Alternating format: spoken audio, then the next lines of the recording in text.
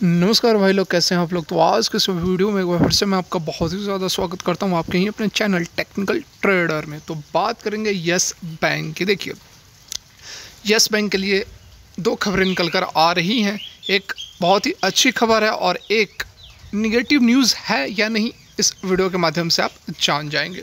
Target यहाँ पर कुछ चौंकाने वाला निकल कर आ रहा है। क्या है टारगेट, क्यों बताया जा रहा है, किसने बताया है, गुड न्यूज़ क्या है, सारा कुछ समझेंगे जानेंगे इसी एक वीडियो में। तो रिक्वेस्ट एक ही रहेगी कि यदि यह वीडियो आप लोग को अच्छी लगे तो लाइक ज़रूर करें। लेटेस्ट और जेन्युइन इन्फॉर्मेशन पाने के लिए चैनल को भी सब्सक्राइब कर ले, बेल आइकन को भी हिट करें। तो चलिए वीडियो को आगे बढ़ाते हैं। तो यहाँ पर आप देख सकते हैं लगातार जो आखिरी ट्रेडिंग सेशन हुई थी उसमें भी गिरावट हमें देखने को मिली है। देख सकते हैं कि यहाँ पर जो है स्टॉक हल्की फुल्की ज़रूर फिर से करेक्ट हुई है और जो एक सपोर्ट बना हुआ था 12.95 और 13 रुपये के आसपास, उससे यह ब्रेक करते हुए नज़र आ रही है। देखिए, जब से इसके Q1 के रिज़ल्ट्स आए हैं, रिज़ल्ट्स में नो डाउट प्रॉफिट बहुत शानदार देखने को मिला था। 217 करोड़ का जो है प्रॉफिट है, पहली बार 2018 के बाद यस बैंक ने दिखाया है। लेकिन उन सब के बावजूद यहाँ पर देख सकते हैं कि ये जो ग्रीन वाली कैंडल बनी है, इसी दिन क्वार्टर के रिजल्ट्स आने के बाद ये ट्रेडिंग हुई थी, अगली ट्रेडिंग थी इसकी। तो इसमें देख सकते हैं कि यह 13 रुपये 80 पैसे के आसपास, 85 पैसे के आसपास इसने हाई बनाया था रिजल्ट्स के अगले दिन। लेकिन उसके बाद फिर से जो है लगातार जो है गिरावट का माहौल बना हुआ है। तो मैंने आप लोग को पहले ही बताया था, रिजल्ट्स आने से पहले ही मैंने आप लोग को बताया था कि ये जो प्रॉफिट एंड लॉस का जो डाटा होता है उस पर बहुत ज़्यादा फोकस करने की ज़रूरत नहीं है, क्योंकि सारा कुछ यहाँ पर डिपेंड करता है प्रोविज़न्स पर। इस क्वार्टर में प्रोविज़न्स कम हैं और बाकी जो इनकम है वह ज़्यादा है, जिसके कारण कि जो प्रॉफिट है वह अच्छा दिख रहा है। अब ऐसी बात नहीं है कि रिज़ल्ट्स ख़राब हैं, रिज़ल्ट्स अच्छे हैं, लेकिन जिस तरह से यहाँ पर प्रॉफिट के साथ साथ जिस तरह से प्रॉफिट में जंप देखने को मिला है, उस तरह से बाकी अदर जो इसके रेवेन्यूज़ हैं उसमें यदि जंप देखने को मिलता तो डेफिनेटली यहाँ पर तेज़ी का माहौल बना रहता। लेकिन मैंने आप लोग इसलिए पहले भी बताया था कि इस प्रॉफिट और लॉस के फिगर पर बहुत ज़्यादा आपको जो है ध्यान देने की ज़रूरत नहीं है। ठीक है, देखिए ये तो बातें हो गई, लेकिन अब यहाँ पर जो टारगेट्स हैं फिर से आने शुरू हो गए हैं।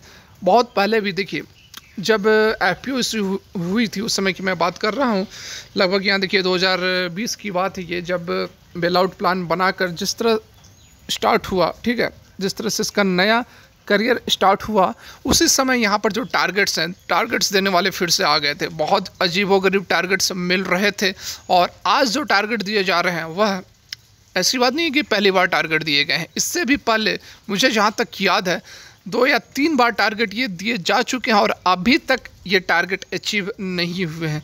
लेकिन उन सब के बावजूद हर बार ये ब्रोकर हाउस जो है वह अपना ये टारगेट लेकर हर बार आ जाता है कि इस बार तो इतना जाएगा ही, इस बार तो इतना जाएगा ही, लेकिन टारगेट कभी आज तक अचीव नहीं हुआ। ठीक है, आइए देखते हैं किस ब्रोकर हाउस ने क्या टारगेट दिए हैं। तो यहाँ पर आप देख सकते हैं जो खबर निकल कर आ रही है न्यूज़ 18 हिंदी पर, लगातार गिर रहे हैं यस बैंक का स्टॉक, 25% तक टूट सकते हैं शेयर, जाने क्या करे निवेशक। देखिए, यहाँ पर ये जो खबर निकल कर आ रही है, ऐसी बात नहीं है कि पुरानी खबर है, जस्ट ये लेटेस्ट अपडेट है। यहाँ आप देख सकते हैं कल शाम की यह खबर है। ठीक है, और यहाँ पर जो ब्रोकर हाउस है उन्होंने जो टारगेट दिया है एट प्रेजेंट यहाँ पर 12 रुपये 90 पैसे के आसपास चल रही है और यहाँ से भी 25% का जो है करेक्शन होने की बातें बताई जा रही हैं। 25% करेक्शन मतलब कि सिंगल डिजिट में यह आ सकती है, 9 रुपये तक जा सकती है, 9 से 10 के आसपास का टारगेट दिया जा रहा है।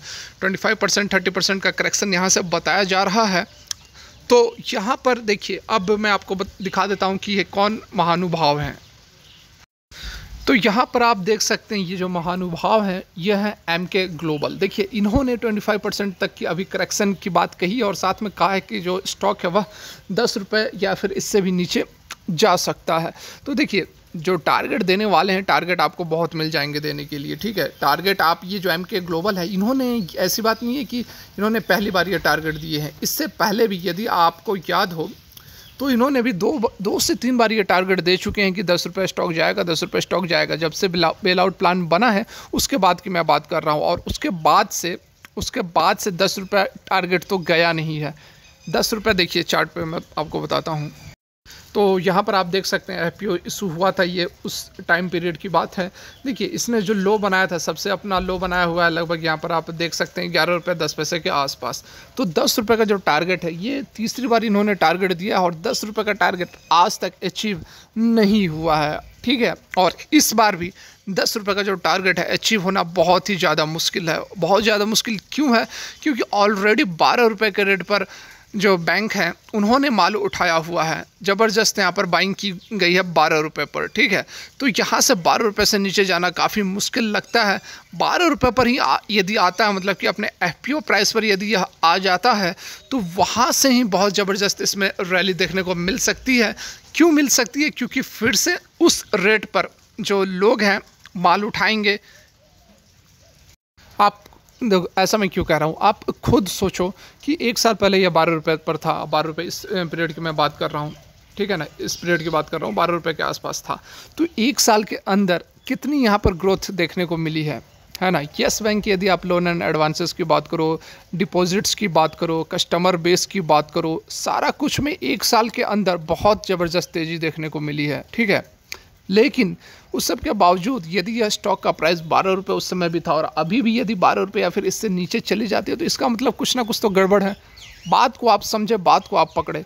या तो फिर 1 साल के अंदर बैंक ने कोई काम नहीं किया, या फिर जो ₹12 पर यदि स्टॉक आती है या फिर इससे नीचे जाती है, तो मतलब उस स्टॉक के वैल्यू को मैनिपुलेट किया जा रहा है। दोनों में से तो एक बात कन्फर्म है, और क्या कुछ बैंक ने किया है, क्या कुछ नहीं किया है, सब आपके सामने है। बहुत बड़ा तीर नहीं भी मारा है, फिर भी 1 साल पहले जब बेल आउट प्लान बनाया गया उस समय और अभी की फाइनेंशियल स्टेटस आप कंपैरिजन करने की कोशिश करें, तो आपको सारा कुछ यहाँ पर समझ में आ जाएगा कि यस बैंक ने बहुत कुछ काम किया है। तो उस कंपैरिजन में यहाँ पर यदि ₹12 पर स्टॉक आता, ₹12 से नीचे यदि आ जाता है, यदि की मैं बात कर रहा हूँ, तो यहाँ पर ज़बरदस्त रैली इसलिए आएगी क्योंकि फिर से यहाँ से ज़बरदस्त वॉल्यूम उठाया जाएगा, लोग ज़बरदस्त तरीके से यहाँ से बाइंग करना शुरू करेंगे, और फिर यहाँ से जो रैली है वह आपको ऊपर की ओर ₹17-18 तक भी जा सकती है। तो इसलिए इस तरह के जो आपको डराने की कोशिश की जाती है, पैनिक फैलाने की कोशिश की जाती है कि इसका टारगेट जो है वह ₹5, ₹7, ₹10, बिल्कुल भी पैनिक में आने की ज़रूरत नहीं है, ठीक है।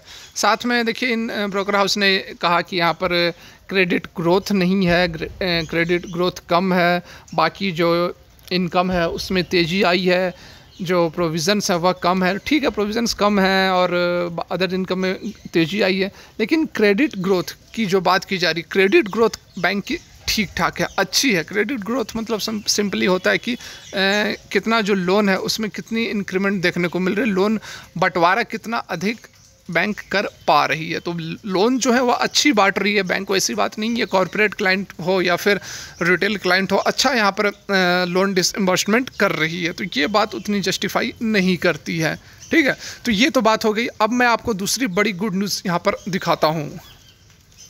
तो यहाँ पर आप देख सकते हैं जो दूसरी गुड न्यूज़ निकल कर आ रही है, दूसरी क्या पहले ही कहेंगे, दूसरी मतलब कि पहली खबर तो उतनी गुड न्यूज़ नहीं थी। तो ये खबर यहाँ पर देख सकते हैं, मुंबई में जो ट्रायल चल रही है, trial can proceed under IPC section in yes bank case. तो देखिए इसका मतलब क्या हुआ। आप सभी जान रहे हैं कि जो राणा कपूर पुराने जो इसके फाउंडर थे, उनके खिलाफ ट्रायल चल रही है, मुंबई में ट्रायल चल रही है और वो अभी जेल में ही बंद है। तो केवल वो सिंगल नहीं है, उनके साथ और भी लोग हैं, उनकी डाउटर हैं उनका, और जो वाधवान ब्रदर्स वगैरह हैं, उन सभी के खिलाफ यहाँ पर जो है ट्रायल चल रही है। तो इससे पहले जो ट्रायल चल रही थी वह प्रिवेंशन अगेंस्ट करप्शन के एक्ट के अकॉर्डिंग चल रही थी, लेकिन अब यहाँ पर अलाउ हो गया है। और ये जो ट्रायल है वह किसके अंडर चलेगी, IPC के अंडर चलेगी, मतलब इंडियन पिनल कोड के अंतर्गत चलेगी, जिसमें कि अब क्रिमिनल प्रोसीडिंग्स के थ्रू यहाँ पर केस चलेंगे, मुकदमे चलेंगे, और उसी के अकॉर्डिंग यहाँ पर क्या है, आपको जो फैसले होंगे और जो पेनल्टी यदि लगती है, यदि सज़ा होती है, तो IPC कोड के तहत अब होगी, ठीक है। तो यहाँ पर देखिए मतलब क्या है कहने का, कि अब जो है फैसला तो होगा, ट्रायल भी चलेंगी, लेकिन जो सज़ा होगा वो अब बहुत ही अलग तरीके से दिया जाएगा। इसके अंतर्गत अब क्या है कि आपको यहाँ पर अब बहुत ही जल्द जो भी है काला चिट्ठा अब सामने आने वाला है, ठीक है, तो फिलहाल के लिए वीडियो यहीं तक। वीडियो अच्छी लगी तो लाइक ज़रूर करें, चैनल को सब्सक्राइब करें, बेल आइकन को हिट करें। वीडियो देखने के लिए बहुत बहुत धन्यवाद। ईश्वर करें आपका दिन मंगलमय है। और कोई भी इन्वेस्टमेंट करने से पहले अपने फाइनेंशियल एडवाइजर से भी कंसल्ट कर लें, क्योंकि यह वीडियो एजुकेशन पर्पज़ के लिए बनाई गई है। Thank you.